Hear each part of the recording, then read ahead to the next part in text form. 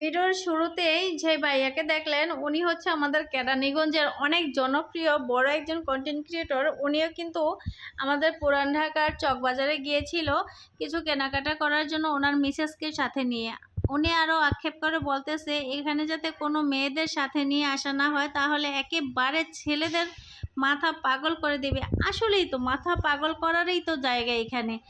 আমাদের মতো যারা শৌখিন আছে, ঘর গুছাতে খুব পছন্দ করে, তারা এখানে আসলে কিন্তু শুধু তাদের স্বামীদেরই না, নিজেদেরও মাথা ঘুরিয়ে যাবে। কারণ এত সুন্দর সুন্দর জিনিস, আসলে কি আর বলবো, প্রত্যেকটা জিনিস এতটাই সুন্দর, এতটাই এক্সক্লুসিভ যে আমাকে যদি জামা কাপড় কিনে না দিয়ে এসব জায়গা প্রতি সপ্তাহে নিয়ে আসে বা প্রত্যেক মাসে, আমি মনে হয় এতেই খুশি হয়ে যাব। কারণ এখানে এতটাই সুন্দর সুন্দর জিনিস, আর প্রত্যেকটা জিনিস কিন্তু খুবই এক্সক্লুসিভ জিনিস। যদিও বাহিরের তুলনায় এখানে দামটা একটু কম, তারপরও এখান থেকে কিন্তু সারা বাংলাদেশে এই সুন্দর জিনিসগুলো আম, যায়। যারা শৌখিন তারা কিন্তু খুবই সুন্দর করে এই জিনিসগুলো কেনাকাটা করে। আর এতটা সুন্দর সুন্দর কিউট কিউট জিনিস দেখলে কার না মন ভালো হয়ে ওঠে বলেন তো। আমাকে যদি কেউ প্রতিদিন এখানে নিয়ে যায়, আমি প্রতিদিন নিয়ে যাব, আর আমি আমার প্রয়োজনীয় জিনিসগুলো খুঁজে খুঁজে বের করে খুব সুন্দর সুন্দর জিনিস আমি নিয়ে আসবো আমার জন্য।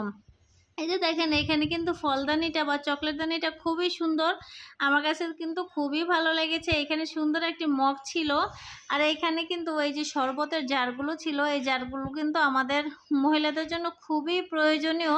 কারণ রমজান মাসে আমরা কিন্তু অনেক ধরনের জুস খাই বা শরবত খাই।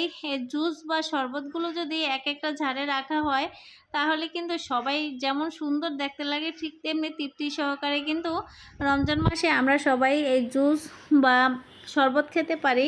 আর প্রত্যেকটা জিনিস কিন্তু খুবই সুন্দর। আমাকে কিন্তু এই দোকানদার দৌড়ে দৌড়ে বলছিল যে কোনটার কোন দাম। আমার কাছে কিন্তু মনে হচ্ছিল যে আমি সবগুলোই কিনে নিয়ে আসি, কারণ প্রত্যেকটা জিনিসই কিন্তু একেবারে অসাধারণ। আর আমার মতো, আমি আবারও বলছি, আমার মতো যারা ঘর গোছাতে পছন্দ করেন, তারা কিন্তু নিশ্চয়ই তাদের জামা কাপড় বা কোনো কিছু না কিনে এই জিনিসগুলো কেনার জন্য আগ্রহী হবে। আর যারা চালাবার আপুরা আছো, তাদের জন্য তো এই কেটলিগুলো মাস্ট, একেবারে ইম্পর্টেন্ট।